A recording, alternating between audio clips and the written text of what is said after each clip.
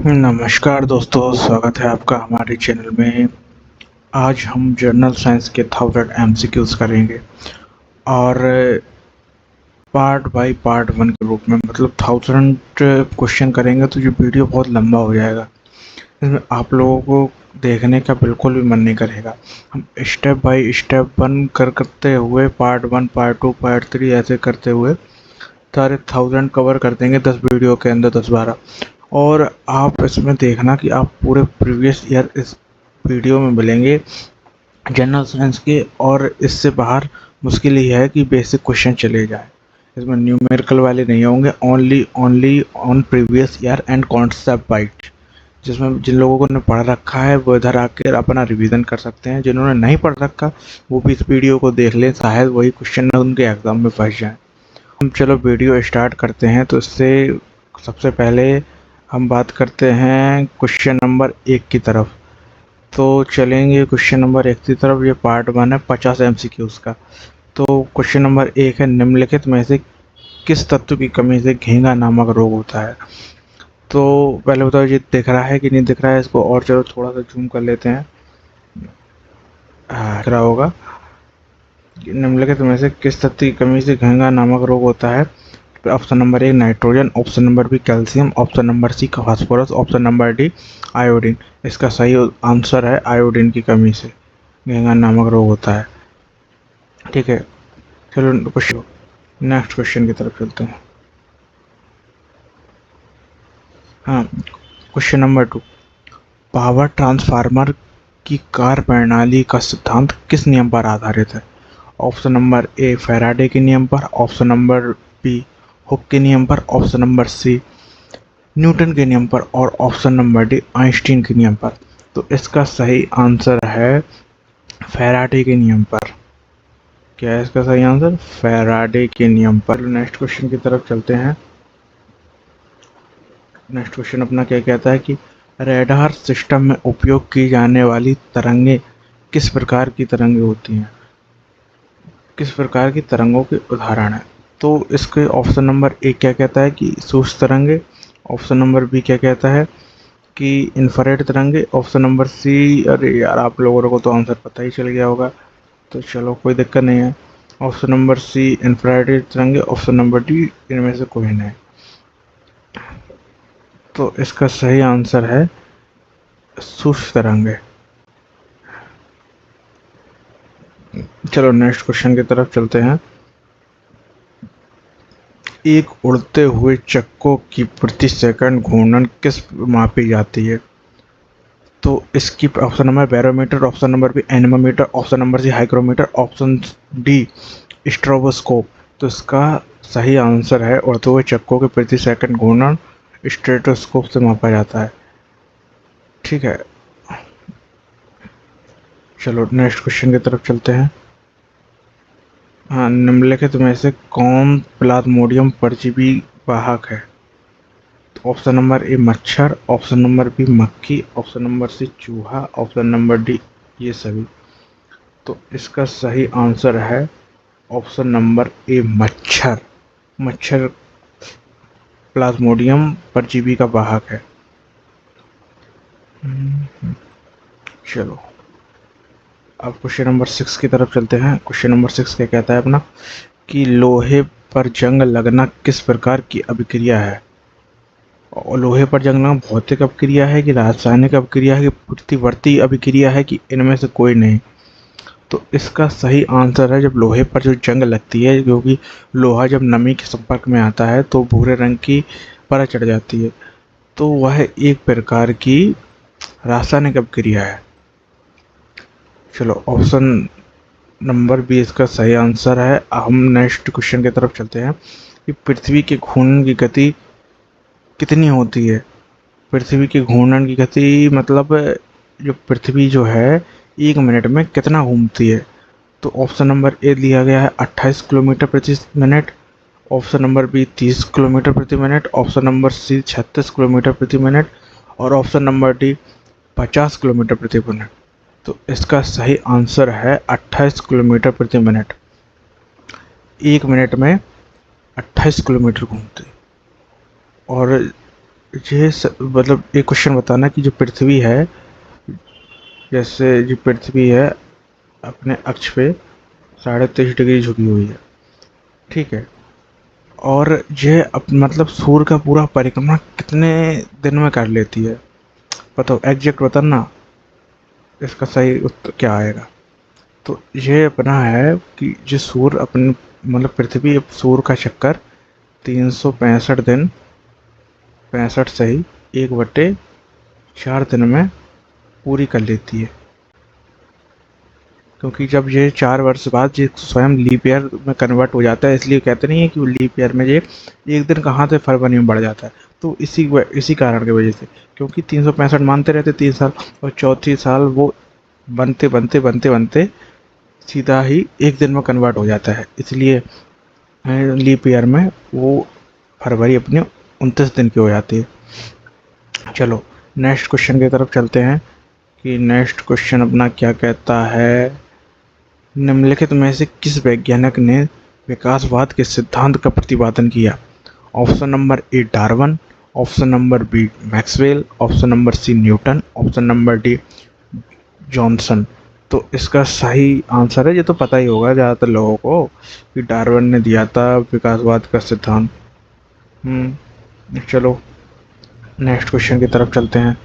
Next question क्या कहता है, चींटी के डंक में कौन सा अम्ल पाया जाता है? तो आज तो पहली वीडियो, तो आपको बहुत ही सिंपल क्वेश्चन लग रहे होंगे, क्योंकि ये स्टेप बाय स्टेप हार्ड होते रहेंगे, हार्ड होते रहेंगे, और आपको मज़ा आने लगेगा। और आज तो मज़ा ही आ रहा होगा, क्योंकि ज़्यादातर आपके क्वेश्चन बन रहे होंगे। तो चींटी के डंक में कौन सा अम्ल पाया जाता है? ऑप्शन नंबर सिट्रिक अम्ल, ऑप्शन नंबर बी एस्टिक अम्ल, ऑप्शन नंबर सी मेथेनोइक अम्ल, और ऑप्शन नंबर डी लैक्टिक अम्ल। तो इसका सही आंसर है मैथेनोइक अम्ल। चींटी में के डंक में मैथेनोइक अम्ल पाया जाता है, समझ रहे हो। और चलो ठीक है, अगले क्वेश्चन की तरफ चलते हैं, 10वें क्वेश्चन की तरफ। जंग लगने के कारण लोहे के भार में क्या परिवर्तन होता है? जैसे जो लोहा है, हमने आपको अभी बताया है कि लोहा है जो नमी के संपर्क में आता है तो उस पर भूरे रंग की परत चढ़ जाती है, परत चढ़ जाती है। तो इसका मतलब समझ में आया? जैसे ऐसे ऐसे कुछ पॉइंट बाई पॉइंट ऐसे भूरे रंग की परत चढ़ गई, तो इससे लोहे का आकार भारी हो जाएगा। वह मतलब भारी ज़्यादा होने के कारण, तो मतलब इसका जो ये है बढ़ जाएगा इसका जी, जंग लगने के कारण। तो इसका सही आंसर है बढ़ जाता है। चलो हम इसको जो लगा लेते हैं, बढ़ जाएगा। चलो क्वेश्चन नंबर 11 की तरफ चलते हैं। किस यंत्र के द्वारा सौर ऊर्जा को विद्युत ऊर्जा में रूपांतरित किया जाता है? तो इसका तो कुछ, इसका ऑप्शन पढ़ते हैं पहले तो। Photovoltaic cell, Daniell cell, option number C dye cell, और option number D galvanic cell. तो इसका सही आंसर है अपना फोटोवॉल्विक सेल। फोटोवॉल्विक सेल, लो option number A photovoltaic cell. चलो नेक्स्ट क्वेश्चन की तरफ चलते हैं। तो क्या कहते हैं, पृथ्वी की केंद्र पर गुरुत्वाकर्षण के कारण कौन सा मान, त्वरण का क्या मान होता है? तो केंद्र की तरफ जाते हैं तो गुरुत्वाकर्षण का मान बढ़ता है, लेकिन इसमें त्वरण पूछा गया है। जैसे जी की जो वैल्यू होती है, कहीं कहीं पर 9.8 होती है, और कहीं कहीं पर ध्रुवों की तरफ 10 होती है। तो इसमें त्वरण पूछा गया है। तो त्वरण के मतलब है कि इसमें त्वरण पृथ्वी के केंद्र, गुरुत्वाकर्षण के कारण त्वरण का मान पृथ्वी के केंद्र पर 0 होता है। तो इसका सही आंसर है 0। चलो नेक्स्ट क्वेश्चन की तरफ चलते हैं। इसमें क्या कहता है, कम तापमान को मापने वाले यंत्र को क्या कहा जाता है? जो कम तापमान मापने वाले को क्या कहा है? ऑप्शन नंबर ए दिया हाइग्रोमीटर है, ऑप्शन नंबर बी क्रायोमीटर है, ऑप्शन नंबर सी पायरोमीटर है, और ऑप्शन नंबर डी ट्रैकोमीटर है। तो इसका सही आंसर है क्रायोमीटर। क्रायोमीटर से कम तापमान मापा जाता है, समझ रहे हो। हाइग्रोमीटर से ज़्यादा तापमान मापा जाता है, ठीक है। चलो अब नेक्स्ट क्वेश्चन की तरफ चलते हैं। मनुष्य को सुनने की क्षमता होती है, और मनुष्य को सुनने की क्षमता कितनी मतलब होती है कि 20 हर्ट्ज से 2000 हर्ट्ज के बीच में, कि 20 हर्ट्ज से 20,000 हर्ट्ज के बीच में, कि 20,000 हर्ट्ज से अधिक, या 200 हर्ट्ज से लेकर 20,000 हर्ट्ज तक। तो इसका सही आंसर है ऑप्शन नंबर बी, 20 हर्ट्ज से लेकर 20,000 हर्ट्ज तक, क्योंकि इसमें मनुष्य सुनता है। 20,000 से ज़्यादा तो फिर जंतुओं को सुनाई देती है, हम मनुष्य को तो 20 हर्ट्ज से लेकर 20,000 हर्ट्ज के बीच ही सुनाई देती है। चलो नेक्स्ट क्वेश्चन की तरफ चलते हैं। चलो, निम्नलिखित में से लोहा, कागज और पत्थर के टुकड़े को एक साथ गिराया जाता है तो कौन पृथ्वी की सतह पर पहले गिरेगा? वाह, क्या क्वेश्चन है। देख रहे हो आप कि कागज और पत्थर को निर्वात में गिरा रहे हो, मतलब निर्वात में गिरा रहे हो तो चाहे पत्थर गिराओ, पत्थर रुई गिराओ, चाहे दोनों पत्थर गिराओ, चाहे कुछ गिराओ, दोनों एक समान ही नीचे आएंगे, क्योंकि उधर निर्वात में तो कोई है ही नहीं। निर्वात में तो कुछ जी की वैल्यू रहती नहीं है, जी की वैल्यू 0 रहती है, तो कुछ आकर्षण बल तो रहेगा नहीं, वो धीरे धीरे धीरे धीरे नीचे आएंगे। तो इसका सही आंसर है डी, तो तीनों एक ही साथ नीचे आएंगे। ठीक है, चलो अगले क्वेश्चन की तरफ चलते हैं। अगला क्वेश्चन क्या कहता है कि निम्नलिखित में से कौन सा कांच सबसे महत्वपूर्ण घटक है? कांच का महत्वपूर्ण घटक है, वाह सही है। तो option number A quartz, option number B mica, option number C silica और ऑप्शन नंबर डी इनमें से कोई नहीं। तो भाई कांच का तो पता ही होगा कि सिलिका का घटक है। ठीक है, इसका सही आंसर है सिलिका। चलो नेक्स्ट क्वेश्चन की तरफ चलते हैं। चलो नेक्स्ट क्वेश्चन।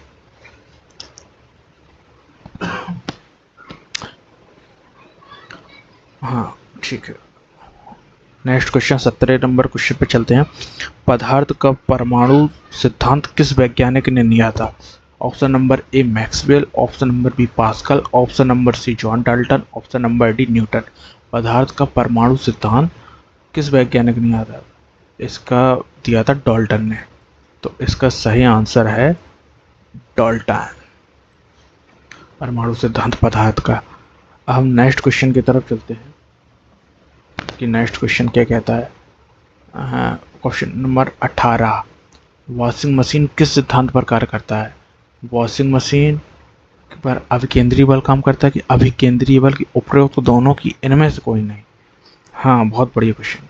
वॉशिंग मशीन किस सिद्धांत पर करता है? इसका आंसर है अपकेंद्रीय बल। वॉशिंग मशीन अपकेंद्रीय बल पर कार्य करता है। ठीक है, चलो अब अगले क्वेश्चन की तरफ चलते हैं। हाँ, आघूर्ण बल का ऐसा ही मात्रक है, न्यूटन है कि न्यूटन मीटर है कि मीटर प्रति सेकंड है कि ओम है? बल आघूर्ण का ऐसा ही मात्रक भैया, इसको तो ज़्यादातर लोगों को पता होगा। अगर नहीं पता है तो इसको याद रखना बहुत ज़रूरी है, क्योंकि ये बहुत इंपॉर्टेंट है बल आघूर्ण। इसका आंसर है न्यूटन मीटर, इसका सही आंसर है। और क्वेश्चन नंबर 20 की तरफ चलते हैं,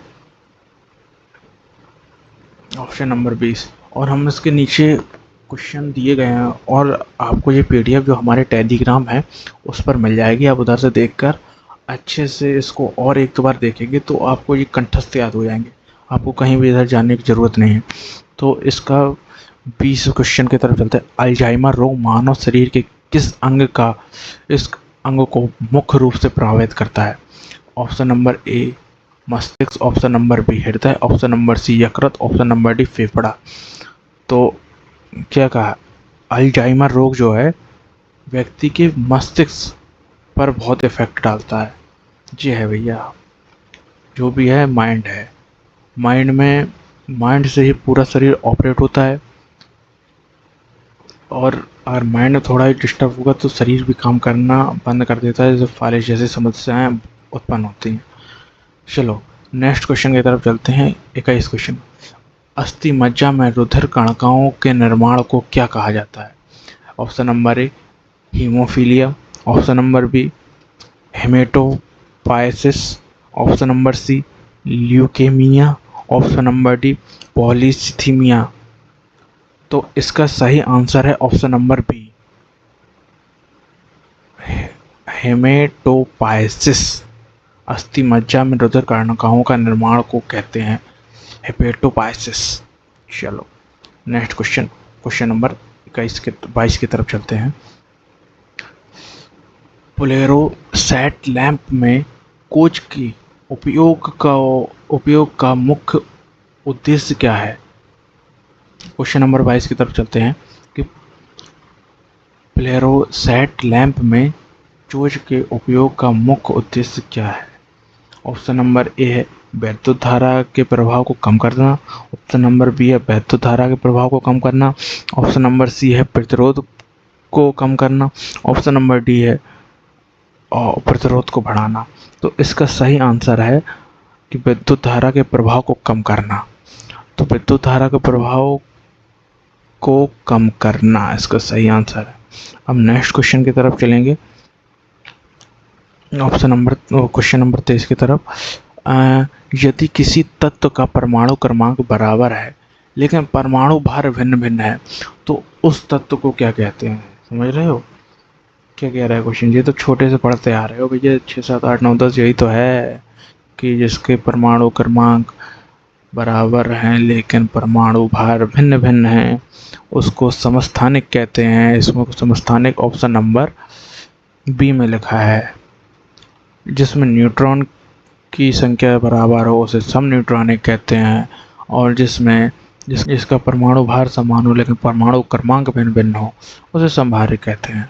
चलो नेक्स्ट क्वेश्चन 24 नंबर वाले पे चलते हैं। निम्नलिखित में से किन किरणों का उत्सर्जन रेडियो एक्टिव के दौरान नहीं होता है? क्या बात है। ऑप्शन नंबर ए अल्फा किरण, option number B gamma, option number C beta किरण, ऑप्शन नंबर डी कैथोड किरण। तो इसका सही उत्तर है ऑप्शन नंबर डी कैथोड किरण, क्योंकि तो चलो नेक्स्ट क्वेश्चन की तरफ चलते हैं। नेक्स्ट क्वेश्चन क्या कहता है? पीयूष ग्रंथि मानव शरीर में किस अंग में स्थित होती है? ऑप्शन नंबर ए मस्तिष्क में, ऑप्शन नंबर बी हृदय में, ऑप्शन नंबर सी यकृत में और ऑप्शन नंबर डी फेफड़े में। तो इसका सही आंसर है मस्तिष्क में। पीयूष ग्रंथि भी मस्तिष्क में तो होगी। ठीक है, चलो अगर नेक्स्ट क्वेश्चन की तरफ चलते हैं। क्वेश्चन नंबर, ठीक है, हमारे वायुमंडल में कार्बन डाइऑक्साइड CO2 की मात्रा लगभग कितनी है? 0.3%, 0.03%, 3% और 30%। तो इसका सही आंसर है 0.03%। ठीक है, ये है हमारे कार्बन डाइऑक्साइड। चलो नेक्स्ट क्वेश्चन की तरफ चलते हैं। क्वेश्चन नंबर 27 क्वेश्चन क्या कहता है? निम्नलिखित में से कौन सी गैस चूने के पानी को दूधिया कर देती है? निम्नलिखित में से कौन सी गैस चूने के पानी को दूधिया कर देती है? Option A, option number A मतलब hydrogen, option number B carbon monoxide, option number C carbon dioxide, option number D का है ऑक्सीजन। तो इसका सही आंसर है कार्बन डाइऑक्साइड।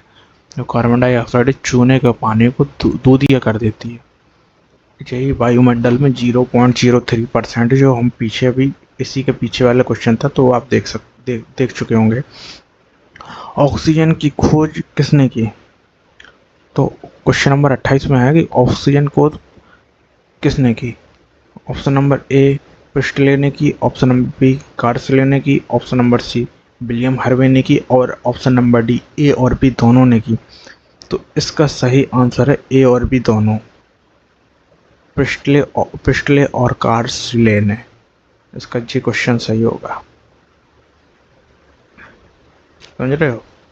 चलो क्वेश्चन नंबर 29 पे चलते हैं। क्वेश्चन नंबर 29 के कहता है कि कितनी ऊंचाई पर ऑक्सीजन की मात्रा नगण्य होती है?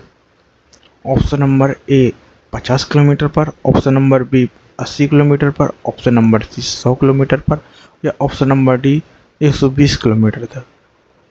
अब ऑक्सीजन की मात्रा ना के बराबर तो भाई 120 के ऊपर होती है। आप इन क्वेश्चनों को रट लीजिएगा क्योंकि ये प्रीवियस ईयर क्वेश्चन है और आपको इनमें बहुत ही सटीक हेल्प मिलेगी। ठीक है, अब चलो नेक्स्ट क्वेश्चन की तरफ चलते हैं। क्वेश्चन नंबर 29 तो हो गया। अब 30, हमारे पृथ्वी का वायुमंडल कितने भागों में बटा हुआ है? 3 भागों में, 4 भागों में, 5 भागों में कि 6 भागों में? जी वायुमंडल जो है 5 भागों में बटा हुआ है। लो, ठीक है। अब चलो नेक्स्ट क्वेश्चन की तरफ चलते हैं। नेक्स्ट क्वेश्चन क्या कहता है, निम्नलिखित में से कौन वायुमंडल में सबसे गर्म परत है? Option number A thermosphere, option number B mesosphere, option number C ionosphere, option number D stratosphere. तो इसका सही आंसर है थर्मोस्फेयर। वो सबसे गर्म परत है थर्मोस्फेयर, जिसे हम क्षोभ मंडल भी कहते हैं, क्योंकि इधर ही है कि बहुत गाड़ी वगैरह चलती हैं पॉल्यूशन के कारण, ये सबसे गर्म परत दर्ज की गई है। चलो क्वेश्चन नंबर 32 पर चलते हैं। 32 को नंबर क्वेश्चन क्या कहता है, वायुमंडल में उपस्थित सबसे हल्की गैस कौन सी है? हाइड्रोजन, ऑक्सीजन, नाइट्रोजन की नियॉन। तो इसका सही आंसर है हाइड्रोजन, सबसे हल्की गैस है। इसका परमाणु क्रमांक 1 है हाइड्रोजन का। इस हाइड्रोजन को ही आवारा तत्व भी कहते हैं। ठीक है, चलो नेक्स्ट क्वेश्चन की तरफ चलते हैं। क्वेश्चन नंबर 33 नंबर क्वेश्चन क्या कहता है, निम्नलिखित में से कौन दुनिया का सबसे जहरीली गैस है? दुनिया की सबसे जहरीली गैस है option number 1 methyl isocyanate, option number B xylyl bromide, option number C carbon monoxide और option number D sulphur dioxide. तो इसका सही आंसर है जाइलाल ब्रोमाइड। समझ रहे हो, ये पहली बार नाम सुन रहे होंगे आप। जाइलाल ब्रोमाइड दुनिया की सबसे जहरीली गैस है। चलो नेक्स्ट क्वेश्चन की तरफ चलते हैं। नेक्स्ट क्वेश्चन 34 नंबर का क्या कहता है, पृथ्वी की पपड़ी पर सबसे प्रचुर मात्रा में मौजूद दुर्लभ गैस कौन सी है? समझे, पृथ्वी की पपड़ी पर कौन सी दुर्लभ गैस है? तो इसका है option number A argon, option number B neon, option number C xenon और ऑप्शन नंबर डी रेडॉन। तो इसका सही आंसर है दुर्लभ गैस में है आर्गन। ठीक है, चलो नेक्स्ट क्वेश्चन की तरफ चलते हैं। नेक्स्ट क्वेश्चन क्या कहता है, 35 नंबर पर 15 क्वेश्चन और बचे हैं, फिर इसके बाद वीडियो कर देंगे ऑफ, फिर पार्ट 2 आएगी जिसमें भी 50 क्वेश्चन होंगे। ऐसे करते करते 1000 क्वेश्चन हो जाएंगे, आपको पता भी नहीं चलेगा।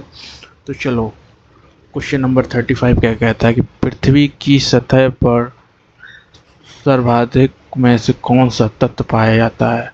लो, इसका तो आंसर ही लिखा हुआ है, अब इसमें बताना ही क्या है इतना। और ये छोटे मोटे क्वेश्चन तो आपको पता ही होंगे यार। बताओ, आज ये क्वेश्चन पूछ रहा है, देखो तो एनटीपीसी ग्रुप डी में ये क्वेश्चन आ रहे हैं बिल्कुल छोटे छोटे। चलो क्वेश्चन नंबर 36 पे चलते हैं। हमारी पृथ्वी में सबसे अधिक मात्रा में कौन सी धातु मौजूद है? ऑप्शन नंबर ए लोहा, option number B aluminium, option number C तांबा और ऑप्शन नंबर डी जिंक। तो इसका सही आंसर है ऑप्शन नंबर बी एल्यूमिनियम। तो हमारी पृथ्वी में बहुत अधिक मात्रा में है। ठीक है, चलो अब क्वेश्चन नंबर 37 पर चलते हैं। 37 नंबर क्वेश्चन में क्या है, निम्नलिखित में से कौन एक जैविक अम्ल है? ऑप्शन नंबर एक कार्बनिक अम्ल, ऑप्शन नंबर बी नाइट्रिक अम्ल, ऑप्शन नंबर सी सल्फ्यूरिक अम्ल और ऑप्शन नंबर डी ऑक्सैलिक अम्ल। इसका सही आंसर है ऑक्सैलिक अम्ल। लो, ऑक्सैलिक अम्ल। ठीक है, चलो क्वेश्चन नंबर 38 की तरफ चलते हैं। हमारे मुंह में पास भाग में स्थित टॉन्सिल का मुख्य कार्य क्या है? टॉन्सिल जो है अपने, इसका मुख्य कार्य क्या है? मुंह के अंदर पश्चिम भाग में लार का निर्माण करना, रोगाणुओं का विनाश करना, हार्मोन का स्रावन करना या खमीर का स्राव करना। तो इसका सही आंसर है कि रोगाणुओं का विकास करना। कि जो टॉन्सिल मुख के अंदर कहते नहीं है, टॉन्सिल कभी कभी खराब होता है तो जब रोगाणुओं को विनाश करने की शक्ति एकदम खत्म हो जाती है तब कहते नहीं टॉन्सिल फूल गए। तो हाँ, वो यही है वो। चलो क्वेश्चन नंबर 30 की तरफ चलते हैं। तो बैटरी थोड़ा है तब भी, लेकिन हो जाएगा। चार्जिंग हो गई है। हाँ, दो या दो से अधिक धातुओं के मिश्रणों को क्या कहा जाता है? Option number A amalgam, option number B क्षारीय धातु, ऑप्शन नंबर सी उत्कृष्ट धातु, ऑप्शन नंबर डी मिश्र धातु। तो इसका सही उत्तर है मिश्र धातु। जो है दो से अधिक धातुओं के मिश्रण को मिश्र धातु कहते हैं। अरे यार इतना तो यार, चलो ठीक है। चलो क्वेश्चन नंबर 40 की तरफ चलते हैं। निम्नलिखित में से कौन सा पदार्थ क्लोरीन के साथ अपक्रिया करके ब्लीचिंग पाउडर का उत्पादन करता है? ठीक है, ब्लीचिंग पाउडर का उत्पादन ऑप्शन नंबर ए बुझा हुआ चूना, ऑप्शन नंबर ए बुझा चूना, ऑप्शन नंबर बी बिना बुझा चूना, ऑप्शन नंबर सी चूना पत्थर, ऑप्शन नंबर डी। जब तुम देख रहे हो कितने कन्फ्यूजन थोड़े ऑप्शन है, तो इसका सही आंसर है बिना बुझा चूना। हेलो, ठीक है, चलो नेक्स्ट क्वेश्चन की तरफ चलते हैं। नेक्स्ट क्वेश्चन क्या कहता है? Question number 41। ओनली 9 क्वेश्चन बचे हैं और हमारी 50 मतलब हाफ सेंचुरी लग जाएगी। और जो वीडियो में पहली बार आए हैं तो please like and subscribe and comment कीजिएगा। ये मेरा फर्स्ट वीडियो है और मैं ऐसे डेली वीडियो लाता रहूँगा। बस आपके मोटिवेशन की ज़रूरत है, आप बस अपना प्यार दिखाओ और मैं भी अपना प्यार दिखाता हूँ।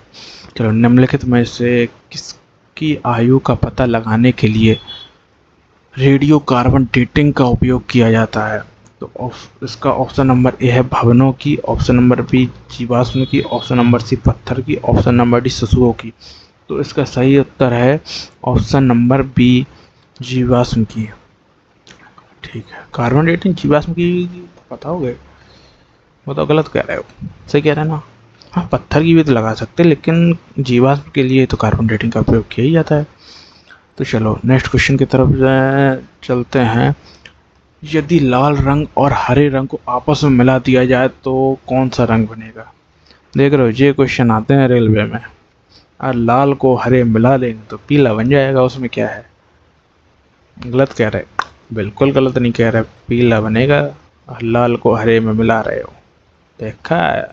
अब ये क्वेश्चन अब उधर तो दिमाग खराब हो ही आएगा ऐसे क्वेश्चन देखते ही। तो इसलिए पहले से प्रिपरेशन करते हुए चलो कि क्वेश्चन वो 43 नंबर क्वेश्चन क्या कहता है? पशुओं में किसके कारण खुरपका और मुंहपका रोग होता है? जो पशुओं के खुर पक जाते हैं, मुंह में सड़ान वगैरह और मुंह फूल जाता है, तो किसके कारण होता है? ऑप्शन नंबर ए जीवाणु के कारण, की प्रोटोजोआ के कारण, विषाणु के कारण, की कीट के कारण। इसका सही आंसर है विषाणु के कारण। ठीक है, चलो क्वेश्चन नंबर 44 की तरफ चलते हैं। क्वेश्चन नंबर 44 क्या कहते हैं? ट्यूबलाइट में मुख्य रूप से कौन सी गैस भरी होती है? ठीक है, तो उसका ऑप्शन नंबर है आर्गन और मीथेन, ऑप्शन नंबर बी पारे का वाष्प और argon, option number C helium और पारे का वाष्प, और ऑप्शन नंबर डी हीलियम और आर्गन। तो इसका सही आंसर है ऑप्शन नंबर बी, जो है पारे का वाष्प और आर्गन। इसमें पारे का वाष्प और आर्गन।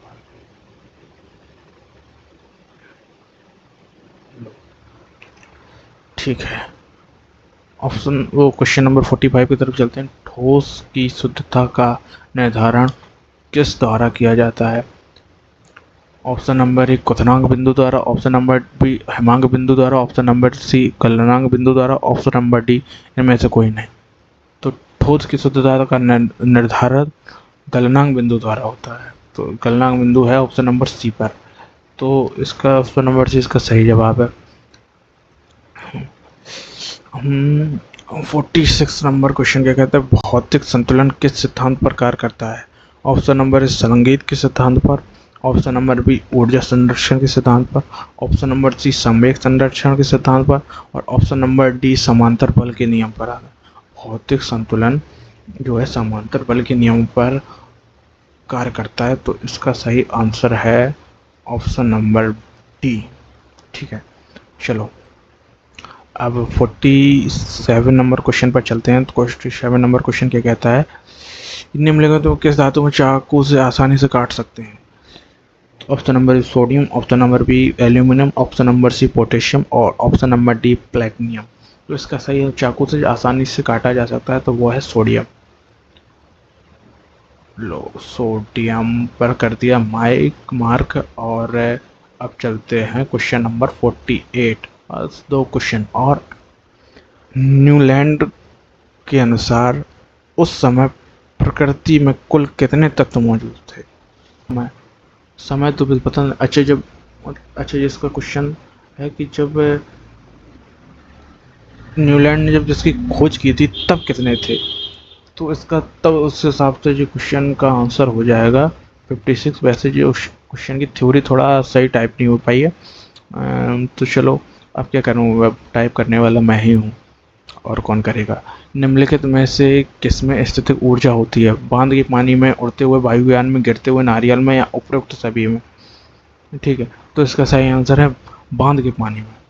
जो स्थितिक ऊर्जा होती है, बांध का पानी जो है, जब पानी को स्टोर करते हैं ना बिजली बनाने के लिए, तो उसमें स्थितिक ऊर्जा होती है। चलो वो क्वेश्चन नंबर 50 और आज का लास्ट वीडियो। जी का मान ज्ञात किया था? Option number A Newton, option number B Dalton, option number C J Thomson, या option number D Henry Cavendish ने? तो इसका सही आंसर है हेनरी कैवेंडिश ने।